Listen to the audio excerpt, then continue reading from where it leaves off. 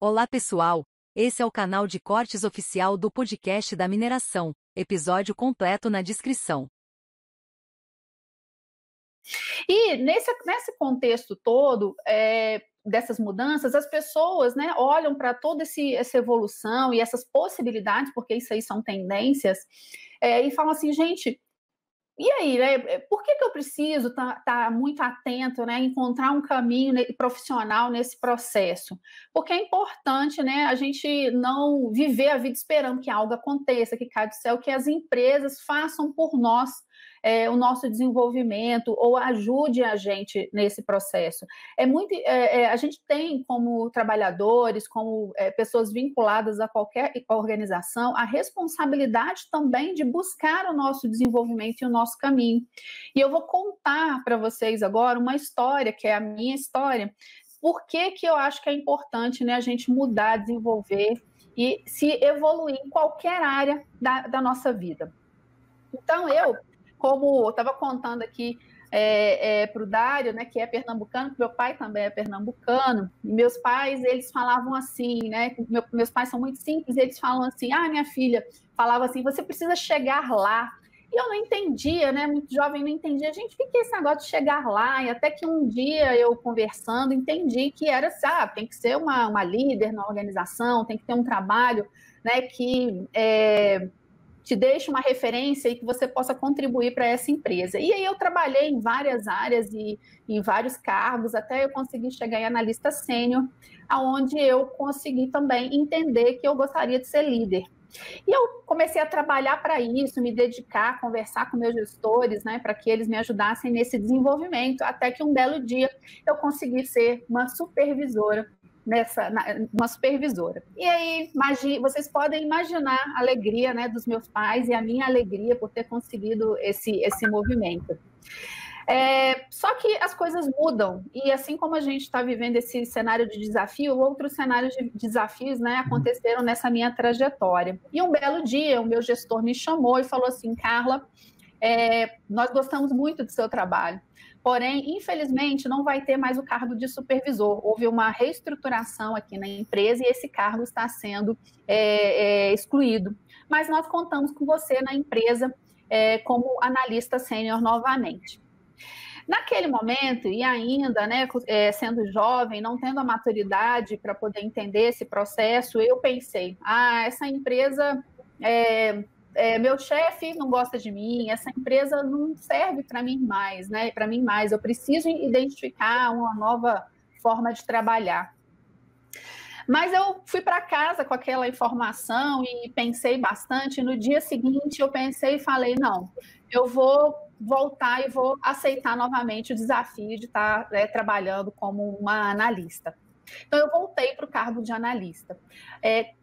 Confesso para vocês que naquele momento não foi uma situação boa, né? A gente fica sempre com aquela sensação de frustração. Mas o mais importante, né, nesse processo é como que eu ia lidar, né? E como eu lidei com tudo o que estava acontecendo naquele momento. Então, eu voltei a trabalhar como analista, procurei executar bem as minhas atividades. Quando eu tinha algum trabalho para apresentar, eu antes apresentava para um colega para ver se ele tinha opinião, alinhava as coisas com o meu gestor, até que um dia eu fui promovida a gerente. E aí, naquele momento, de novo, aquela felicidade, né? Meus pais, novamente, todos felizes, meus amigos, eu também. E falei, agora sendo gerente, não tem problema, né? Porque gerente é um cargo mais estável. Então, eu não vou ter nenhum tipo de problema de ter que voltar a ser supervisor novamente. Só que aconteceu uma situação que muitos de vocês que estão aqui provavelmente viveram também, que foi o ano de 2008, um ano que nós tivemos uma crise muito forte no minério, né, na mineração. E naquela época, infelizmente, alguns colegas foram desligados, e como RH, a gente ajudava os gestores nesse processo, né, a acolher as pessoas, a fazer o processo de uma forma muito respeitosa. E um belo dia, numa reunião, eu conversando com o gestor e com os meus colegas, e falei assim para o meu gestor, falei, bom, senhor gestor, né? A gente está aqui ajudando vários gestores nesse processo, um processo desafiador para nós. E aqui no RH, né? Como é que isso vai acontecer? Não tem nenhum processo, né? Não vai ter nenhum ajuste aqui no RH. E ele falou assim para mim naquele momento, ele me olhou e falou assim, Carla, não se preocupe, né? Se eu tiver que tomar uma decisão, eu sei exatamente o que eu vou fazer, né? E como é que eu vou conduzir isso com vocês. E naquele momento eu percebi mais uma vez que a minha carreira, né, estava na mão de outra pessoa, estava na mão da empresa. E que eu não queria aquele sentimento para mim, porque era um sentimento de me questionar como profissional.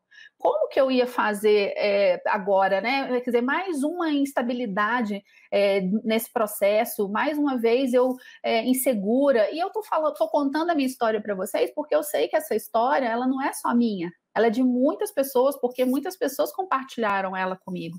E aí eu resolvi mudar, porque eu não queria aquilo para mim.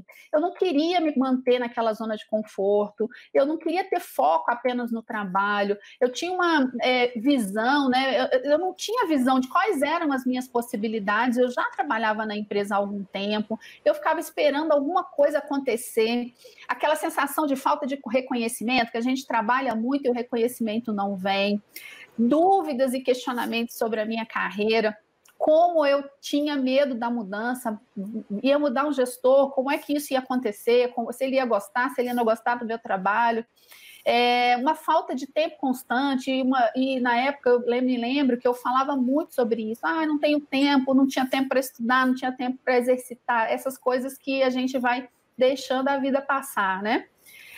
Não utilizava plenamente o meu potencial e eu acreditava que era possível utilizar, porque eu tinha muita, e tenho muita criatividade, né? Uma coisa que eu gosto muito de utilizar é minha criatividade.